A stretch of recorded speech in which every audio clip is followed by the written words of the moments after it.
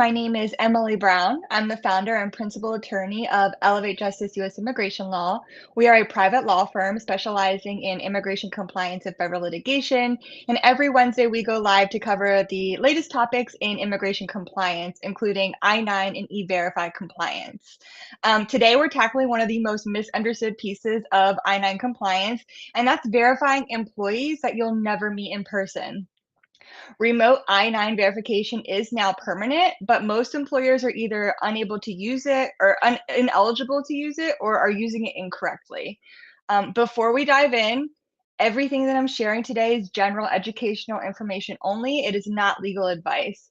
Immigration law changes frequently, so for guidance tailored to your business or circumstances, you need to consult a qualified immigration attorney. So, who qualifies for remote verification when it comes to completing Form I-9?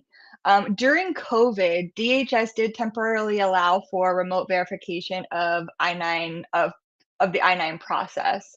Um, in 2023, DHS did make some of those procedures permanent then, but it's only for certain employers. So, who is allowed to verify their workers remotely via these new DHS authorized alternative procedures? First, to verify your workers remotely, you must be enrolled in E-Verify, actually enrolled in it, not just considering it. Second, you need to be in good standing with E-Verify. So you need to make sure that you're compliant with all of the E-Verify requirements. You need to have completed E-Verify's fraud awareness and anti-discrimination training. And you need to make sure that you're applying the procedures consistently at each E-Verify hiring site.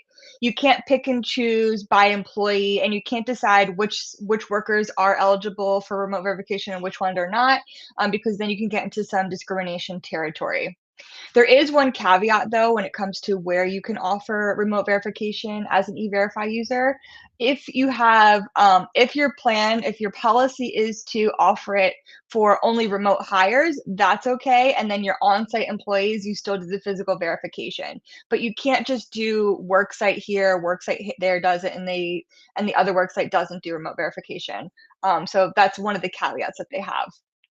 The bottom line is if you are not an E-Verify, you cannot legally examine your I-9 documents remotely. So how do you remotely verify? There's 4 steps that need to happen. First, you're gonna have the employee send you photocopies either through uploading it in a secure portal, maybe your HR or I-9 software portal, or through an email. They have to be legible copies of the documents they're deciding to put forward. It has to be copies of the front and back and easy to see. Then step 2 is you're going to consult a live video interaction with them, whether a Zoom call or something of that nature. And the employee is going to bring those documents to the live interaction and show you on the screen. And you want to make sure this is the part where you're going to do your is the documents reasonably genuine assessment. So you want to make sure that the document looks reasonably genuine as they're holding it in the camera and that they're matching the picture in the document. Step 3, this one's really important that a lot of employers are missing right now. So when you then go to complete section 2 of the Form I-9, there's a new box from the 2023 version of the I-9 form that says that you have done alternative procedures to verify this worker. It's a really tiny checkbox. When you're looking at section 2 of the I-9, you have list A, B, C, then there's a box for additional information and you can write information in there. Under that box is where there's the checkbox to check if you have remotely verified your workers. It's easily missed though because it doesn't say remotely verified. It says, did you use a DHS approved alternative procedure? So if you're remotely verifying your workers and you're an E-Verify user because that's required, you want to make sure you're checking that box. If you're not checking that box and you are audited by ICE, that could be a substantive violation that you are then fined for. And then step 4, you're going to retain clear and legible copies of the documents that were presented to you.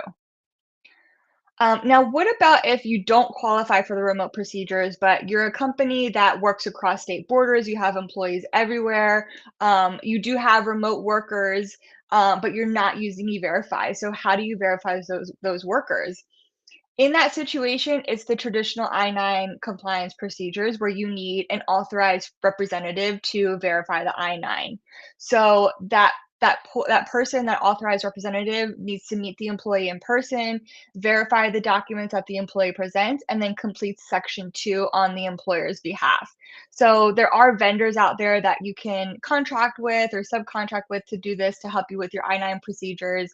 You can also have your employee go to a notary, but it's really important when they go to a notary, the notary is not actually acting as a notary in that instance. They're acting as a representative. So you want to make sure that the notary is not then adding the seal to the form I-9, because that is going to make the I-9 invalid. You don't want the notary seal. They would just be completing section 2. So if you do have remote workers and you're not an E-Verify user, that's the process that you're going to need to go through, which is having an authorized representative complete section 2 on the company's behalf. So here's some things to remember if you are using an authorized agent. Like I just said, as a notary, they're not acting as an actual notary. They are acting as an authorized representative, so they should not be putting the seal on the Form I-9. The employer still remains fully liable for the actions that the authorized representative is taking. So any violation or error that they complete on the form, the company is going to be liable. The employee that's going through the I-9 process cannot be their own representative. And some states actually have regulations for the notary I-9 services. So you want to check your state and see if there's anything there that you need to be aware of. And also, good practice is if you're using authorized representatives, is to have like a simple instruction sheet that tells them how to complete the I-9 and the steps that they need to take to kind of minimize any potential errors that they could complete on the form. So when it comes to completing the I-9, there's some documentation traps that can trigger penalties remotely or when you're doing it with an authorized representative in person. So first, if it's remotely, it's missing that new checkbox. It's not new anymore because it's 2026, but the latest version of the I-9 has this checkbox where if you're missing the alternative, where you check if you've done the DHS authorized alternative procedures, like that is now a substantive fine. So you need to make sure that that box is checked if you're doing remote verification as an E-Verify user. Um, you need to specify which documents sometimes people, when they're doing the remote I-9, they think it's easier to just tell the employees what documents to present. That's still a no-go. You cannot tell the employee at any time what documents they need to present.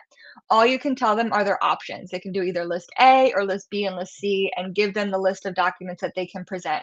Still, when you're remotely verifying them, you cannot tell them what documents to provide to you. Also, if you're doing the alternative procedure, it can be a mishap to fail to retain copies of the documents that are given to you. That is mandatory. You want to make sure you're not backdating section 2 if you're not completing the section within the required 3-day period. You want to make sure that, if you're doing it late, you're writing the actual date and you write an explanation. You never want to backdate. That would be fraud on the form.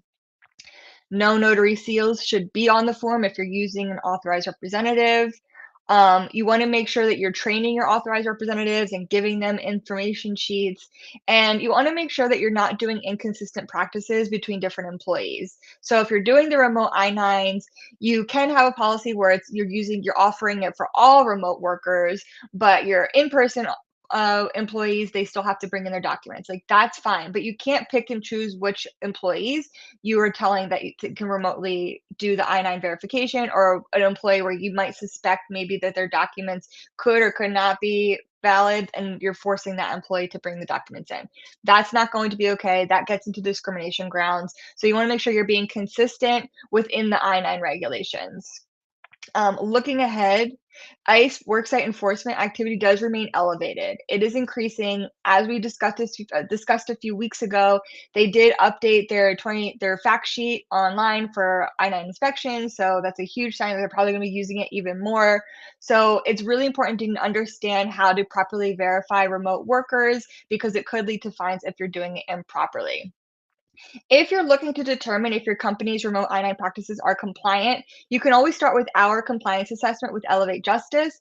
It's a 60-minute attorney consultation where we discuss your I-9 and E-Verify procedures, followed by a written risk report and a prioritized action plan. If you already know that you're interested in consistent attorney support, we have Immigration Suite that we will be launching. It's our monthly I-9 legal subscription. So you're going to get direct attorney access, I-9 review during onboarding, E-Verify support, sample policies and procedures for I-9 and E-Verify that you can adapt to your business, and annual training so you can stay up to date on any of the latest changes. Our plans are we have 3 tiers, and our plans are starting at $297 a month, depending on company size and hiring volume. There's never gonna be any surprise invoices. And then Immigration Suite members also get a 15% discount off of our other flat fee services, which includes our compliance assessment. So if you sign up, we have founding member pricing, which is actually closing tomorrow, April 30th. And if you sign up for our waitlist, I'll drop the link in the comments. You can actually secure that 15% discount for the compliance assessment if that's where you want to start. You can also click on their scan this QR code right here to learn more about Immigration Suite and our I-9 compliance offerings in general. But again, my name is Emily. I hope this clears it up for one of the most confusing areas in I-9 compliance, where it's remote procedures versus in-person verification.